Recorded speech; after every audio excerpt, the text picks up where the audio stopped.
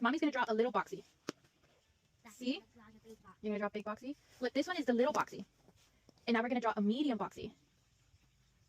And now I'm going to draw a big boxy. See? Big, medium, and small. Do you see that? So we're going to see which one is bigger than the other, okay? Which one has more? This one has more. Good job. These are hearts. Come inside. It's okay. She can come inside. Go, go. You got to put them in the right one. You got a big. Wait, hold on. Medium. This is small. Medium. Big. You want to do this one? Okay, here. Draw a big circle. Big. You need blue. Here. Draw a medium circle. Medium. And then we're going to draw a small circle. Small.